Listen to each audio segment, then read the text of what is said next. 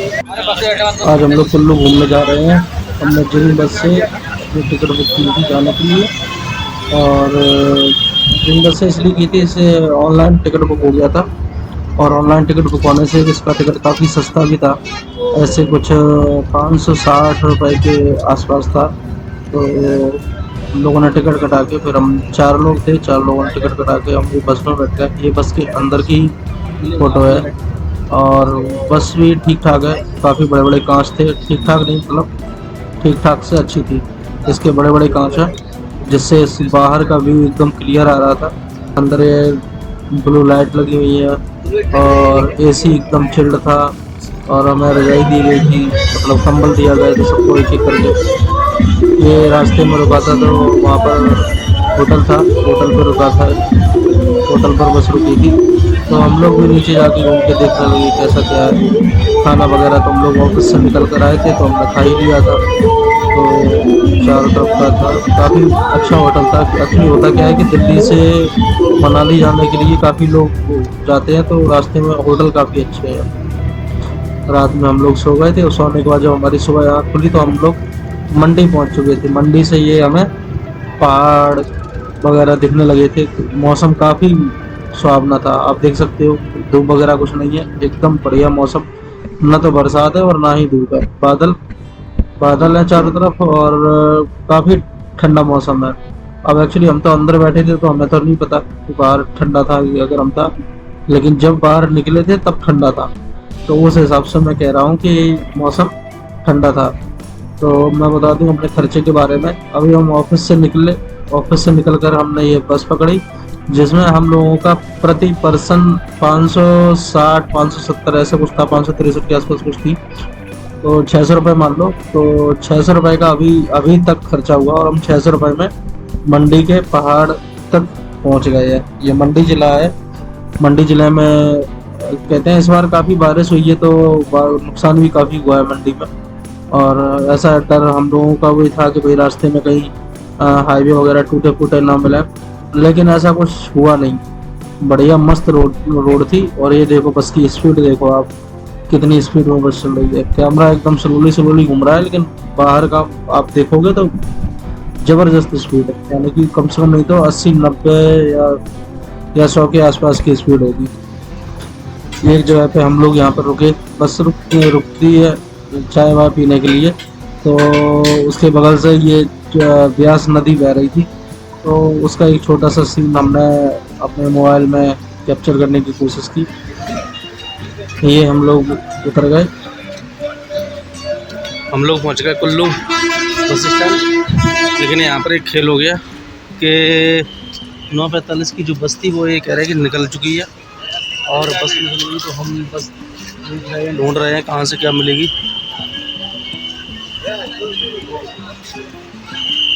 हुआ क्या कि जो दिल्ली से जो बस आई थी, उस बस में हम लोगों की आंख लग गई और सो गए। तो 7 किलोमीटर आगे निकल गए। 7 किलोमीटर आगे से दोबारा से फिर हमने बस पकड़ी, और बस पकड़ के फिर हम यहाँ बस स्टैंड पर आए। अभी फ़िलहाल 9:46 हो रहे हैं, और देखते हैं हमें कोई बिजली महादेव टेम्पल के लिए बस मिलती है या फिर नहीं मिलेगी। तो फिर प्राइवेट देखेंगे, प्राइवेट वाहन कोई मिल जाए, जैसा जो भी होता है देखते हैं। हमने फिर सामने से ही टैक्सी कर ली थी, उसके बस स्टैंड के जस्ट सामने थी, तो हमने प्राइवेट टैक्सी बुक कर ली। लेकिन महादेव की इतनी कृपा हुई कि जो टैक्सी वाले भैया थे वो ज़बरदस्त इंसान मिले। ज़बरदस्त मतलब एक कहते नहीं कि जैसे गाइड की तरह उन्होंने काम किया। काफ़ी आसपास की चीज़ें बताते गए कि कैसे ऐसा वैसा जो जानकारी होती है उस तरीके से उन्होंने सारा वो रास्ते में कहानियाँ कहते गए। कुल्लू हिमाचल की, कुल्लू में क्या क्या फेमस है और क्या क्या देखना चाहिए, क्या मतलब है। ये जब पहाड़ी पर बस वो टैक्सी चढ़ रही थी देवी महादेव के जाने के लिए, एक पॉइंट होता है जहाँ तक ये टैक्सी पहुँचती है, और वो टैक्सी वहाँ तक उतारती है। फिर उसके ऊपर फिर हमें पैदल ट्रैक करना होता है। तो हम जब टैक्सी से ऊपर जा रहे थे, तो ये सिटी से ऊपर टैक्सी चढ़ गई पहाड़ से होते होते। तो हमने अपनी उसकी खिड़की से, कार की खिड़की से कुछ दृश्य लिए, जिसमें आप देख सकते हो कि नीचे सारा पूरी कुल्लू सिटी आ रही है, बादल दिख रहे हैं और हमारी कार ऊपर पहाड़ियों की तरफ रोड से मूव करती जा रही है। तो यहाँ पर हम जाके उतर गए। ये वो पॉइंट है जहाँ पे हमें उतर गए, जहाँ से हमें अपनी ट्रैकिंग को स्टार्ट करना है। तो जो हमारे टैक्सी वाले भैया हैं उनसे भी अभी मिलवाएंगे, बहुत ही ज़बरदस्त आदमी है। तो ये देखेंगे आप, ये कराटे जगह है इस जगह पे, और इस जगह से हमें अपनी ट्रैकिंग को स्टार्ट करना है। जब भी आप अगर कोई प्राइवेट टैक्सी करते हैं तो उस टैक्सी से यहाँ से आपको कराटे तक के लिए ही बुक करें। कभी कभी क्या होता है वो टैक्सी वाले लोग नीचे उतार देते हैं। और जो बस है, बस तो 2-3 मतलब जो नीचे गांव है वो नीचे गांव तक आती है।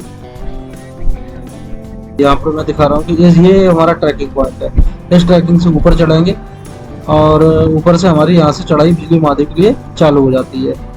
सामने पीछे रेस्टोरेंट है, हम लोगों ने उसी रेस्टोरेंट में खाना खाया और खाने में हम लोगों ने काफ़ी एंजॉय किया। काफ़ी लोकल का खाना, लोकल का क्या, यहाँ पहाड़ों पे तो मैगी और पराठा ये जो फेमस है। आप किसी भी पहाड़ पर चले जाएं तो आपको यही चीज़ें मिलती हैं।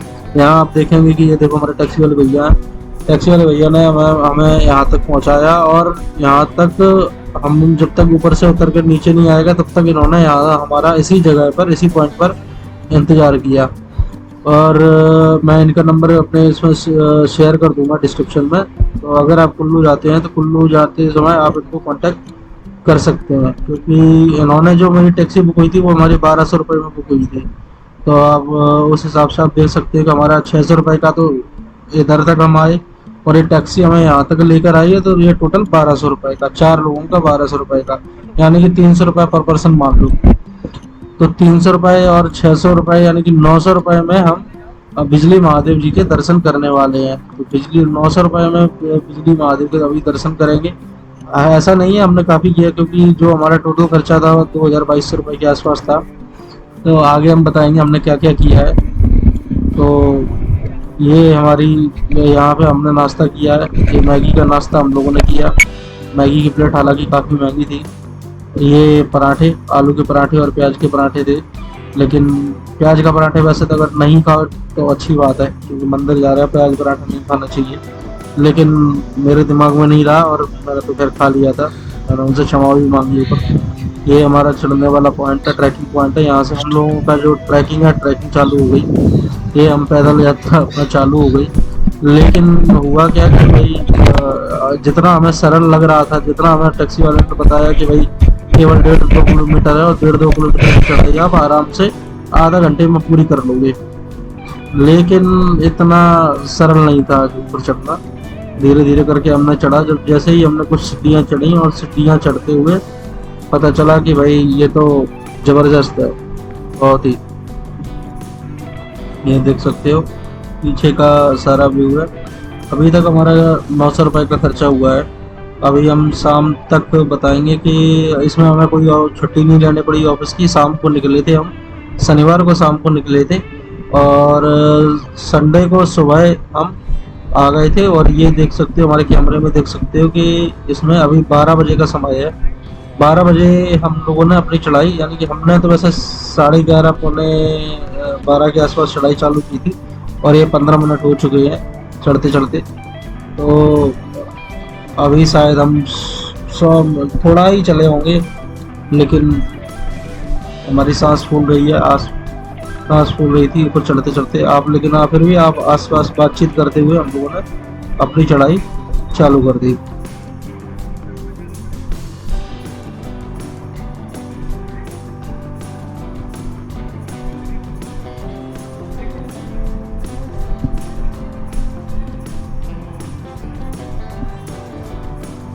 पहले तो मैंने सोचा था कि ऊपर चढ़ते चढ़ते कुछ यहाँ की जो लोकल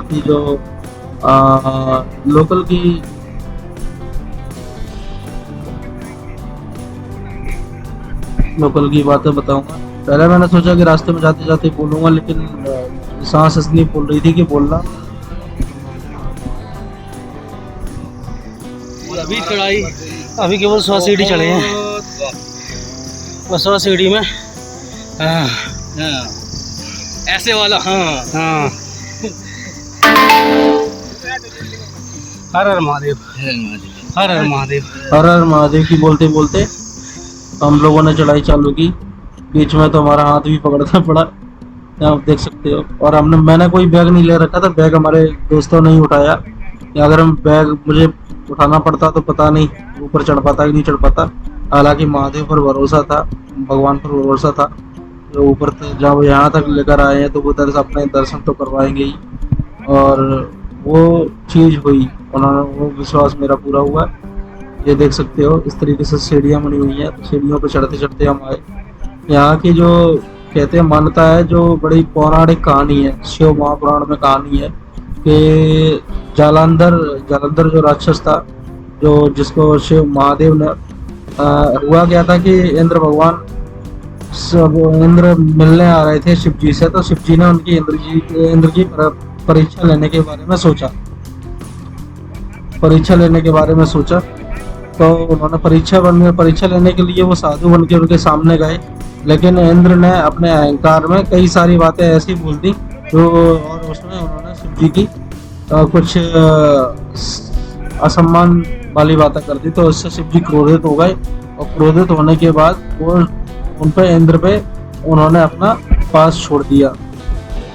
तो इतने में जो गुरु थे, बृहस्पति गुरु जी थे, वो वहाँ पे प्रकट हो गए।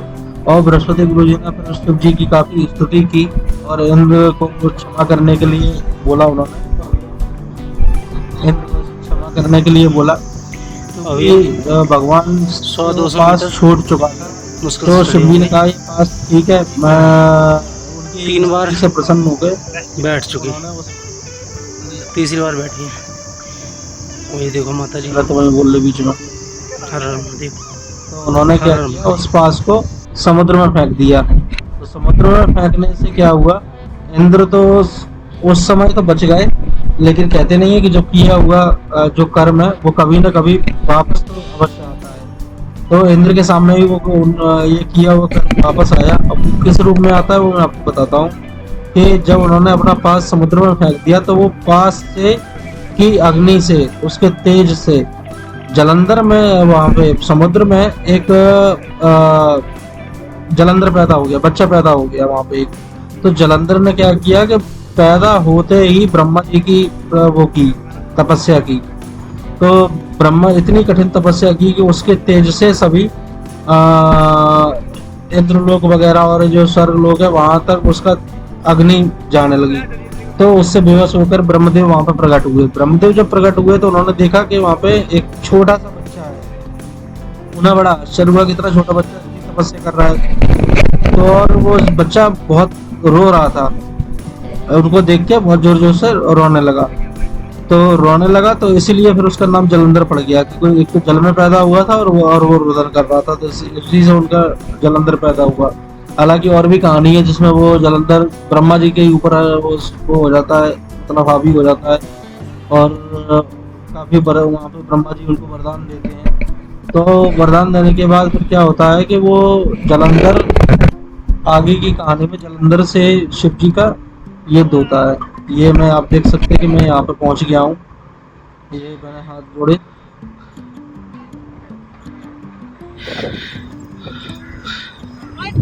हर हर महादेव। ये हम पहुंच गए।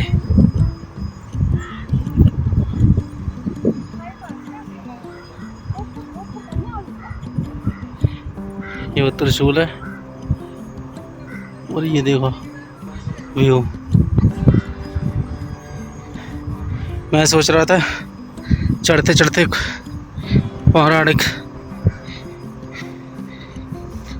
पुराण में से कोई कहानी सुनाता, लेकिन चढ़ने में सांस इतनी चल रही थी कि कहानी सुनाने की तो बात अलग, बोलना भी मुश्किल लग रहा था, इसलिए नहीं सुनाए। अब देखते हैं ऊपर, नहीं तो आपको पुराण में से, श्री शिव महापुराण से ऑथेंटिक कहानी सुनाता, इधर उधर की गिनी चुनी नहीं। ये देखो भाई आ गए। अब देखते हैं यहाँ पे नहाने धोने का अगर कुछ व्यवस्था हो, क्योंकि सुबह जल्दी निकले तो नहा धो नहीं पाए, नहीं तो फिर देखेंगे क्या बोलने की इच्छा है। हम लोग नहा धो के निकल आए। निकलने के बाद ये हमारे बिजली महादेव की जो सीढ़ियाँ हैं, सीढ़ियों पे हम लोग चढ़ने लगे दर्शन के लिए आगे जाते हुए। ये हमारे दोस्त लोग हैं, इन लोगों ने भी स्नान कर लिया था। ये देखिए, ये बिजली महादेव के बाहर जो महादेव की और नंदी जी की प्रतिमाएं विग्रह बने हुए हैं, विग्रह हैं, और उनके सामने ये ध्वज शिखर है, ध्वज दंड है। ये देखिए, ये है बिजली महादेव का मंदिर।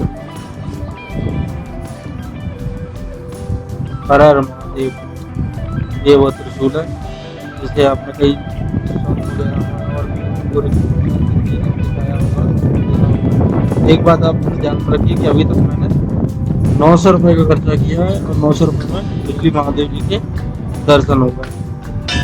आपको केवल खर्चा काउंट करना है कि कितने, इससे कम आप और इससे अच्छी जगह मतलब आप जा ही नहीं सकते।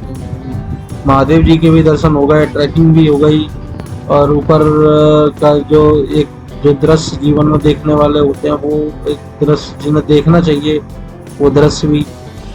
यहाँ पर मैंने अपने ध्यान में थोड़ी देर बैठा, शिव जी का ध्यान किया थोड़ी देर, कुछ जो भी मुझे स्तुति जो स्रोत आते थे उनका मैंने किया, और करने के बाद ये ऊपर मंदिर है, और ये मंदिर से मैं अपनी भगवान की पूजा पाठ करके स्तुति वगैरह करके जितना इस मूर्ख को आता था उतना करके हम नीचे उतर रहे हैं। और ये व्यू आपके लिए, ये देखो, ये पीछे का सारा व्यू है। ये पीछे एयरपोर्ट दिख रहा है जो कि कुल्लू का एयरपोर्ट है। ये कुल्लू घाटी है, इसी को कुल्लू घाटी बोलते हैं। एक तरफ से ब्यास नदी आ रही है और दूसरी तरफ से पार्वती नदी, इनका कुल्लू में नीचे आपस में मिल जाती हैं। क्योंकि अब मेरे ऊपर टाइमिंग मैंने ऑन कर रखा था, तो 3:16 हो रहे थे। हमें वापस नीचे उतरना भी था क्योंकि वो टैक्सी वाले भैया नीचे इंतज़ार कर रहे हैं, और क्योंकि हमने उनको 10 बजे से 11 बजे से उनको हायर किया था, तो पूरा दिन हो गया एक तरीके से। और 1200 रुपये में इतने मेरे हिसाब से बहुत जेन्युइन पैसे लिए। पहाड़ों पे कोई 1200-1300 रुपये में इतना पूरा दिन के लिए मुझे तो नहीं लगता कोई टैक्सी इतने में सर्विस मिल सकती है। 2000 रुपये से नीचे तो कोई कम बोलता ही नहीं है। हालांकि ये ऑफ सीजन था, आप देख सकते हैं यहाँ पर कोई भीड़ नहीं है, कोई कुछ नहीं है। और इस ऑफ सीजन इसलिए था कि इससे क्योंकि यहाँ जो सबसे ज़्यादा भीड़ रहती है वो शिवरात्रि के समय रहती है, और अभी बर्फ़ वगैरह कुछ नहीं है, तो जो टूरिस्ट है वो बर्फ़ देखने के लिए आते हैं। जो लोग दर्शन करने के लिए आते हैं वो तो फिर महादेव के पास तो फिर कभी भी आ सकते हैं। उसके लिए तो ये दरवाजे हमेशा के लिए हमेशा खुले हैं, तो कभी भी आओ। तो इसलिए मैंने इसको ऑफ सीजन ही चुना था, क्योंकि न तो मुझे भीड़ में चलने लायक हूँ, और शायद ये मेरे जीवन की पहली ट्रैकिंग थी, तो मैं बर्फ़ में पता नहीं चल पाता कि नहीं चल पाता, ये अपने ऊपर मेरा संदेह था। तो इसलिए, लेकिन जो भी मैंने सीज़न ये चुना आने का, अभी का आप देख सकते हैं इसमें अगस्त का सीज़न है, बरसात का। लेकिन आज का यहाँ पर हल्की धूप थी, बहुत ही ठंडी हवा चल रही थी, एकदम बढ़िया चिल्ड हवा, और आसपास का वातावरण एकदम क्या कहें, ऐसा वातावरण, ऐसा एनवायरनमेंट दिल्ली में तो खैर सोच ही नहीं सकते हैं। मैंने अपने जीवन में कहीं पर भी और भी नहीं देखा। उत्तराखंड में हाँ अवश्य देखा है, उत्तराखंड जब मैं गया तो वो चीज़ है। तो अगर आप ये पहला सफ़र आप शुरू करना चाहते हैं ट्रैकिंग वैकिंग से, तो मेरे हिसाब से आपको यहीं से शुरू करना चाहिए। महादेव जी का आशीर्वाद लेके आप फिर जीवन में आगे बढ़िए, उससे आपको सफलता मिलेगी और अनुभव भी काफ़ी होगा। यहाँ से आपको ट्रैकिंग का अनुभव, चलने का अनुभव, कई प्रकार का अनुभव मिल जाएगा। ये हम लोगों ने दर्शन करके फिर हम वापस आ रहे हैं, क्योंकि हमें टैक्सी वाले भैया के पास पहुंचना था। उनको हमने 4 बजे का प्रॉमिस किया था कि 4 बजे तक आ जाएंगे, लेकिन ये है कि चलते चलते फिर हमारे 4:30 बजे तो बज ही गए थे। कुछ आपस में शेयर करते हुए थोड़ा होता है ना, जाने का मन नहीं करता है ऐसी जगह पर जब आप खड़े होते हो, तो खासतौर से मालदीव के यहाँ पे। ये देखो, ऐसा लगता है कि आसमानों के बीच के खड़े हैं, बगल से ऐसा लगता है कान के पास से बादल निकल रहे हैं। ये दूर का दृश्य है, पास में जो चीज़ होती है वो हर चीज़ पास में दिख रही है। एक बार मैंने सोचा उतरते उतरते चारों तरफ का व्यू कैमरे में कैद करके अपने पास रखूं, उसको आपको भी मैं दिखाऊंगा। ये मैंने स्लोली स्लोली आसपास का कैद किया है। ये नीचे उतरने का रास्ता जिससे हम नीचे उतरेंगे या और जिससे हम ऊपर आए, तो बहुत ही ज़बरदस्त। ये वो जहाँ टंकी रखी है वहाँ मैंने स्नान किया था, क्योंकि हम सीधा कुल्लू से बस से आए और बस से आने के बाद बस स्टैंड से निकले। बस स्टैंड से निकलने के बाद हमने टैक्सी वाले भैया से मिले और टैक्सी वाले भैया से मिलके सीधा ऊपर आ गया हमने। मतलब कहीं पर भी अपना टाइम बर्बाद नहीं किया, समय बर्बाद नहीं किया। और उससे क्या हुआ कि हमने 3:30 बजे तक भगवान के दर्शन करके, अच्छे से दर्शन करके नीचे उतरने के लिए हम तैयार हो गए। चलो भाई अब नीचे उतरना। ये पीछे का जो आप पहाड़ देख रहे हैं वो वहाँ की तरफ मनाली शुरू हो जाता है। आप इतना आगे उस तरफ आगे बढ़ते जाएंगे मनाली आता जाएगा। तो यहाँ से फिर हम उतरना चालू करते हैं। लेकिन क्या करें, नीचे जो उतरते समय हमें क्या है कि घर जाने की इच्छा तो नहीं हो रही थी, लेकिन जाना भी था।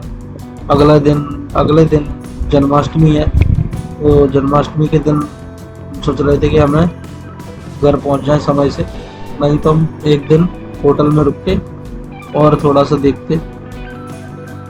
हालांकि इससे अच्छा कुछ नहीं हो सकता।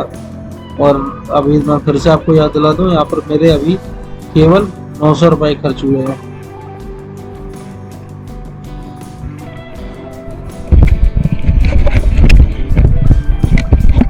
वापसी के लिए हम पकड़ लिया, क्योंकि हमारे दोस्त जो हैं वो आगे आगे आगे चलने लगे थे। नीचे अपना टैक्सी वाले से प्रॉमिस किया ही था, तो उसके पास जाना ही है। हर हर महादेव बोलते हुए अपना महादेव नीचे उतरने लगे। जाते और आते हुए दोनों तरफ हमने अपना कैमरा चालू रखा, क्योंकि कुछ जगह ऐसी होती हैं जिनको आप जीवन में भूल नहीं सकते। ये उनमें से एक जगह है।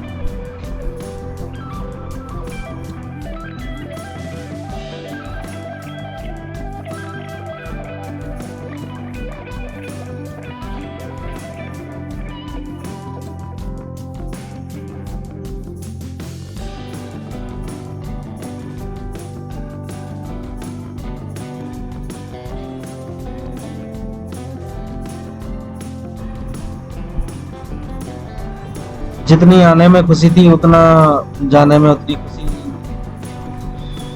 का अनुभव नहीं हो रहा है। लेकिन क्या करें, जाना तो है। नीचे उतरते समय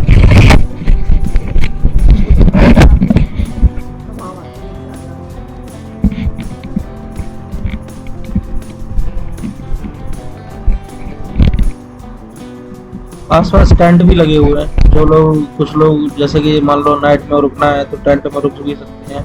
खाने पीने को भी सब व्यवस्था मिल जाती है, मैगी वगैरह मिल जाती है, पराठे मिल जाते हैं और भी बहुत कुछ मिल जाता है। तो ये है कि जो लोग साधना करते हैं वो लोग अपना रुकते भी हैं। कुछ लोग 2 दिन की साधना करते हैं, 3 दिन की करते हैं, कोई 1 दिन की करता है। बहुत से लोग तो 15-15 दिन रुकते हैं, 1-1 महीने रुकते हैं, क्योंकि ये जगह ध्यान लगाने के लिए बहुत अच्छी जगह है। मेरे हिसाब से बहुत अच्छी जगह है। आपको अगर किसी प्रकार की साधना वगैरह अगर कुछ करनी हो तो आप यहाँ पे आके 2-4 दिन रुक के आप यहाँ पे साधना कर सकते हो, क्योंकि इतनी ऊंचाई से जब आप साधना करोगे, साधना का जल्दी फलीभूत होती है ऊंचाई पर साधना करने से। ये हमारी सीढ़ियाँ नीचे से हम उतरते हुए। मौसम काफी अच्छा था, कोई ज्यादा धूप नहीं, धूप आ जा रही थी लेकिन, और हवा बहुत ठंडी चल रही थी। और क्योंकि पास ही में सारा यहाँ से बर्फ, आगे मनाली है, बर्फ आइस का चालू हो जाता है, तो उससे क्या ना, उधर से जो हवाएं आ रही थी काफी ठंडी थी। ये नीचे देख सकते हो, नीचे टेंट वगैरह लगे हुए हैं। इन टेंटों में आप रुक सकते हो, रुकने की भी अच्छी व्यवस्था होती है यहाँ पे टेंटों में। यहाँ का लोकल का सारा सब कुछ होता है, आप नाइट में भी रुक सकते हो।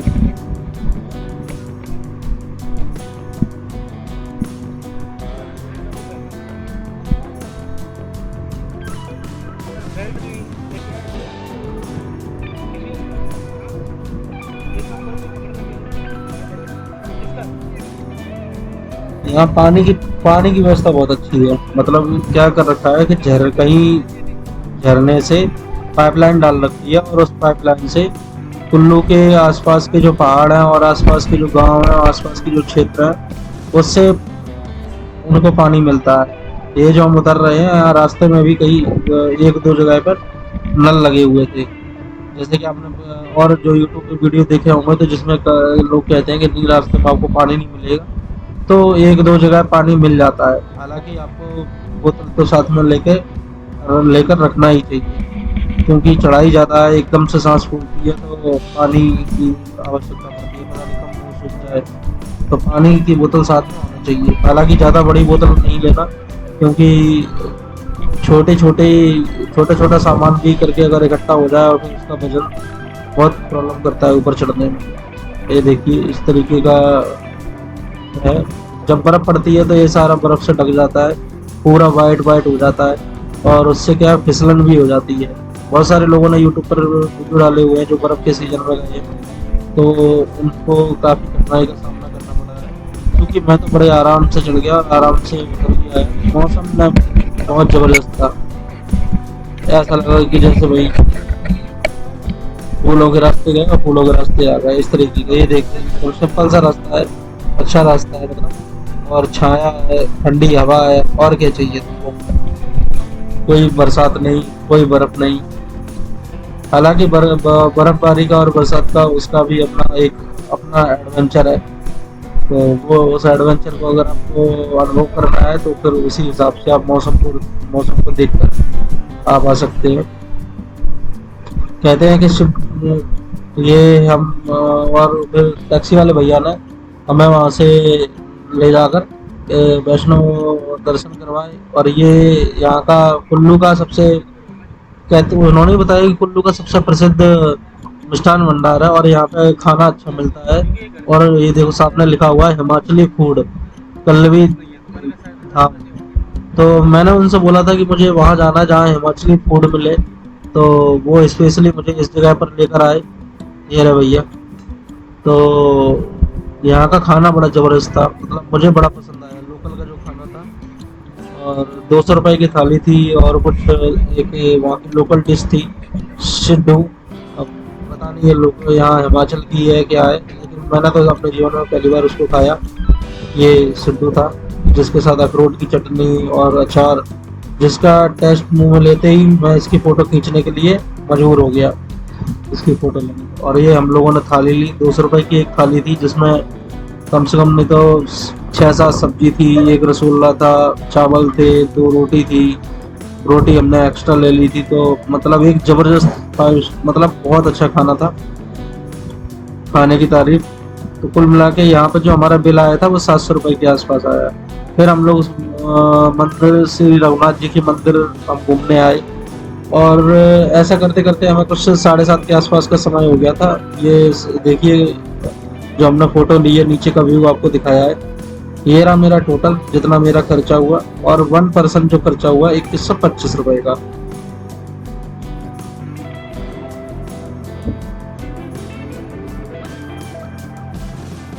हर हर महादेव।